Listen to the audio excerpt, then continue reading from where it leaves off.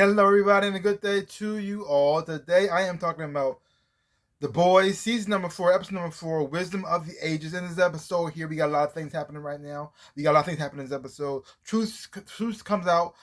We found out more about The Boys, that all of them are not really on the up and up. I mean, something we already knew. I mean, Frenchie, his secret finally got found out by his boyfriend. Which that shouldn't have happened in the first place. See, this is the problem with Frenchie. Frenchie confuses love with tragedy. Like he did the same thing with Kimiko. When Kimiko was having a hard time and going through something like that, so he tried to cheer him up and make them feel better. He tried to kiss her. She wasn't ready for that. She said, "What the hell are you doing?" Or he keeps people around him who are like kind of messed up, and so he did some bad things in his past. And now he's coming back to bite him. He sees somebody he's going to an AA meeting trying to get himself cleaned up. He sees somebody there who he killed his family. Instead of just avoiding him and not talking to him, he actually started talking to this guy, and some weird twisted thing trying to make here's the thing. He tried to get rid of his guilt by making him feel better. So you think by sleeping with him, that's the way to do it. Which is insane. It's just insane to think something like that. Why? What are you doing? What are you doing? You are so stupid. You are so crazy. Why would you think you should do that? How are you thinking it was going to end? This dude, he couldn't get it over it. This is probably the worst tragedy that ever happened in his life. And you're sleeping with him, and you're the reason. You are insane. You should have avoided this guy like the plague. He shouldn't even know your name. You're dumb. You are dumb. Like this. Wow. We got Butcher. He's dealing with the whole situation of what's going on. And even when he's taking a shower, he's having a rough time. The disease is is making him worse and worse and worse. Everything inside of him, I don't know if it's making him worse or not, but it's also his savior too. Now, Billy reveals in this episode here that he took some compound V. Now, I don't know what this means because so far it hasn't affected his body. His body's still deteriorating. But this is what I think happened. I think the tumor in him either mutated and became this type of worm situation, or some kind of parasite became that, and it's just been growing inside of him while his body is still deteriorating and getting sick. Or it's feeding off of that. I have no idea, but it's still there. Because we've seen the thing crawling into his head, and it was really small. And then we see it in his back, and I don't know what came out of him to make sure, because stop the fake Mr. Fantastic. So I think the V affected that instead, and now that thing is getting bigger and stronger. Now is it going to mutate Butcher? Is there a part of him? Is he there's a mutant in the comic books called what's his name? Maggot, and he can't eat food, so he can't the justice system. He can't eat food. He can't process it. So he has these two little worms that come out of his body, and they eat anything. They eat anything, whatever it is. It could be living, organic, or inorganic. They eat it, and then they go back inside of him and give him the nutrition from that, and it sustains him and it gives him some super strength as well. So is that something like Butcher is this? His body is deteriorating, and this thing just comes out when he's in danger and just takes over and eats whatever, or tears things apart, or whatever. I don't know, but whatever he did to that Mr. Fantastic dude, it was nasty. We also was going here with Starlight and Firecracker. Firecracker is finally getting her revenge on Starlight in a big, huge, major way. She got this huge platform. This the Plimas makes Starlight mad. Her thing is right across the street from her, so she knows she's there. She's purposely just doing this just to taunt her and just saying all this nonsense as well too. And then when the thing is though, when she's saying all the nonsense, all the crazy stuff as well too, it made Starlight upset. She didn't like it, but when she starts saying the truth, now the truth is different. The truth is different. When she brought her past, when she's 13-year-old, when she's blinded her mother, I'm stopping a shooter at a Walmart, or about her baby situation, which was wow, which was so messed up. Now Starlight did not handle it that well, but at the same time you understand too, because come on, who want to punch her in the face?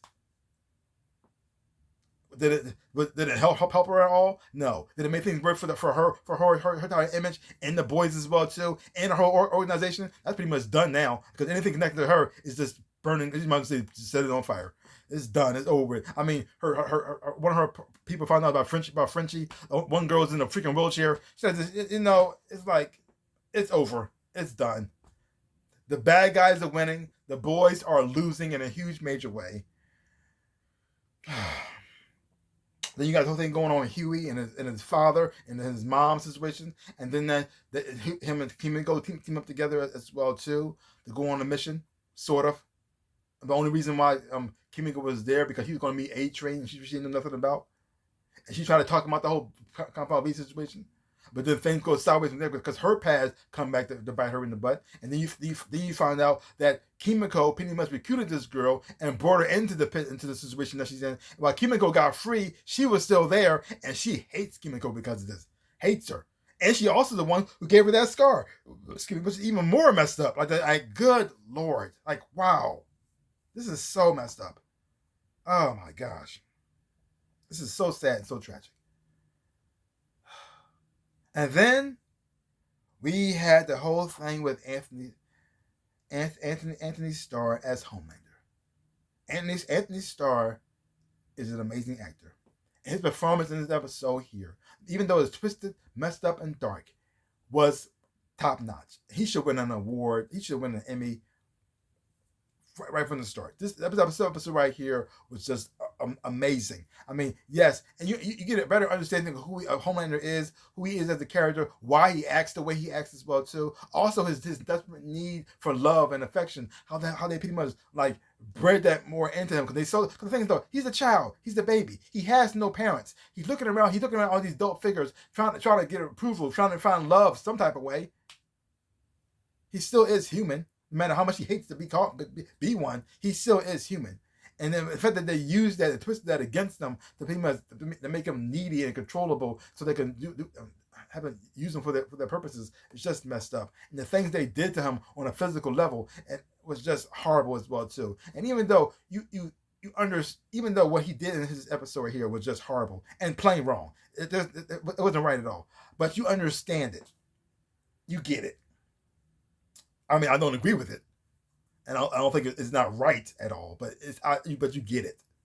Here's the thing: they made a monster, and so then they can't be surprised at how he acts. He's a monster now. Now, does that mean that Homelander is free from his need for love? Maybe not from the audience, maybe not from the people around him, but he still wants his son to love him. And what will happen if he realizes he doesn't even care about his son loving him either? Heck, what if he realizes? What if he's thinking, I don't need Sister Sage either. I don't need none of y'all people. Matter of fact, I don't care anymore. I just don't care. I'm gonna do whatever I want, whenever I want, and no one can stop me. And I'm gonna kill anybody and anyone. And I don't care if it's my own son. I don't need his love. I don't need his love either. What would that happen? Oh, that's just scary. Let me get more about Sister Sage and her lobotomizing herself, so she won't be herself too much anymore. So sometimes she needed a break from the thinking too much. And I guess her brain constantly working all the time, constantly going, constantly evolving. It can get kind of overwhelming at times. So it's already thought she lobotomized herself, and because she makes herself stupid, it makes her like the Deep a little bit more. And the Deep, well, being who he is, says, "Well, I don't care. You make yourself dumb, and you want to sleep with me? Okay, that's fine. I'm down. So give me the hammer and the needle. Let me just bang away until you hear the crunch, and then we could go crazy." Oh. Wow. So many things happen in this episode.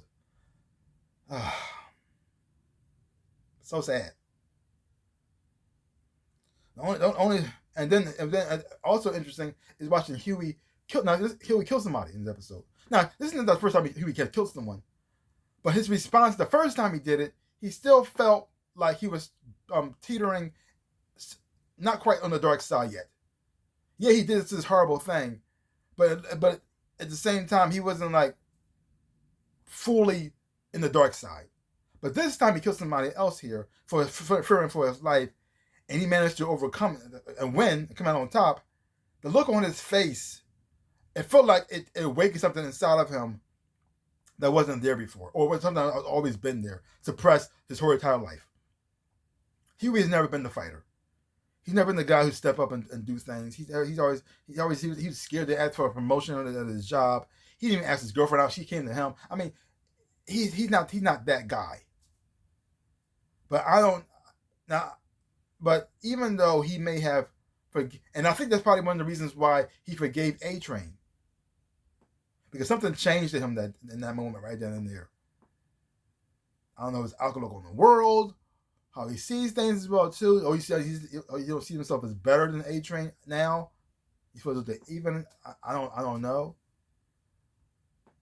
But things don't stop there because he was going to give his father a compound V, and he decided not to. But then his mom came in, and she was looking all shady and looking all weird. And the next thing you know, he's getting the V, and then his father's waking up. Now, here's the thing. They were pretty much saying his father's like brain dead, and now he's coming back. As what? Is he going to be okay? Would he be able to speak? Would he have powers, but he'd be like mentally messed up for the rest of his life? What if he's like becomes sort of in a way like immortal, but his brain's damaged forever, and that would suck. Like, wow. Hopefully he's fine. I mean, it'd be kind of cool to see Tom Pegg with powers, but at the same time, this is The Boys, and when you get something, even when you get something good, it's not going to be good. It's not going to have a good result. So great episode. Messed up, twisted as it was, but I had a whole lot of fun watching it. So give my channel a like, hit the thumbs up, shaboop, and subscribe to my channel and share. I really do appreciate it. Also, leave comments down below. Let me know what you thought about this episode of The Boys. And links down below. You can find me on my other websites and social media. You want to find me there. Also, my stores, my shirts and socks, everything else and whatnots. I really would appreciate that as well too. So like I always say, in my dreams of a life, I am the Ninja Rabbit. Peace out, people.